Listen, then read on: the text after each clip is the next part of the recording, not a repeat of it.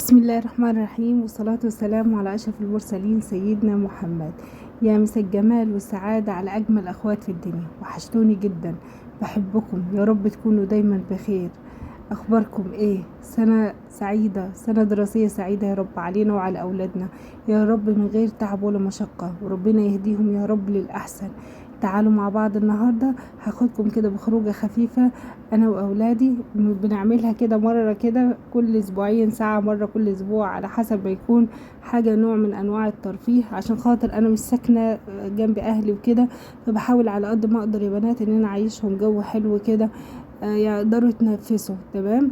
وعلى حسب ظروفنا. تعالوا مع بعض النهاردة اقول لكم الميزانية، وحابة اقول لكم افكاري والحاجات اللي انا بجيبها، وبستنى من شهر لشهر بجيب الاساسيات. تعالوا معايا ونصلي بينا على النبي الاول، ونشوف الحاجات اللي احنا جايبينها. اول حاجه الحاجات الاساسيه بجيبها يا بنات، زي ما شايفين، الرز والمكرونه والشعريه والحاجات اللي زي ما انتوا عارفينها. جبت المره دي. تمام. انا مش هكلمكم بصفه عامه لان كل بتختلف ساعات من شهر لشهر. تمام. جبت 4 اكياس مكرونه قلم، وزن الكيس 400 جرام. تمام. جبت كيسين مكرونه مختلفين صغيرين. تمام. جبت تاني، اللهم صل وسلم على سيدنا محمد، 3 اكياس شعريه. تمام. احنا اغلبيه الرز بنعمله عندي بالشعريه، انا بحب الرز الساده، بس اولادي بيحبوه بالشعريه، فجبت 3 اكياس رز شعريه، انا اسفه.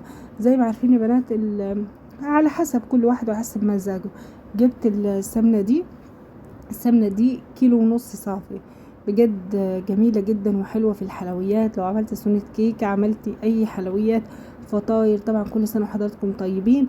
احنا داخلين على سنة دراسية، فبحب اعمل لاولادي حاجات في البيت. هنعمل ان شاء الله مع بعض على قدر المستطاع، يعني على قد ظروفنا وعلى قد صحتنا لان بيستنفذوا وقتنا وجهدنا كلهم في الدراسة، بحس ان احنا اللي اكتر.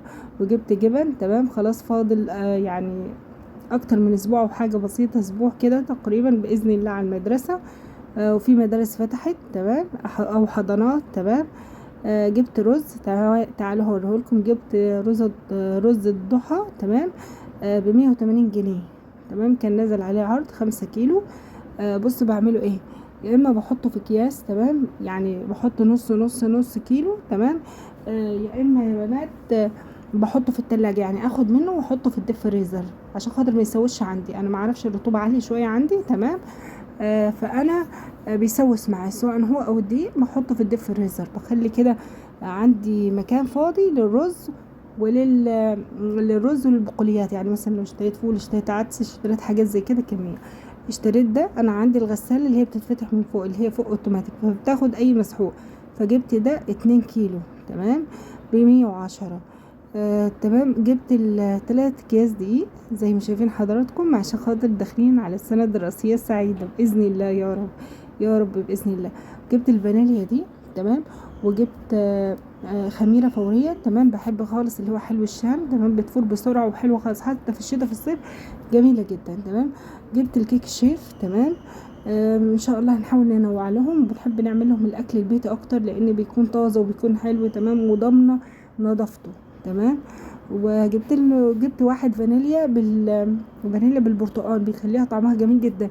في ناس كتير بتعمل كيكه البرتقال. تمام. في موسم البرتقال ان شاء الله هنعملها، وهتطلع تجنن تحفه، بس انتظروا الحلقه باذن الله. واللي بيشوف الفيديو ده لاول مره، تابعني وصلي على النبي كده ولايك، جبر خواطر. وجبت 4 علب جبنه. طبعا زي ما قلت لكم داخلين على المدارس، وبينفع حلو في الفطار، في العشاء مثلا بتعشي سندوتش جبنه كده مع خياره. تمام. بيبقى حلو خفيف، او فطار. تمام. على حسب، مثلا سندوتش جبنه مع لبن وشاي. تمام. فبتبقى حلو. ازازه الزيت دي، تمام، جبتها ب220 جنيه. تمام. دول 2 كيلو. و كريستال، طبعا عارفين احنا كريستال عالية. انا بصوا يا بنات بطبخ بصراحة بالزيت، بحس الزيت خفيف، سواء زيت عافية او زيت كريستال.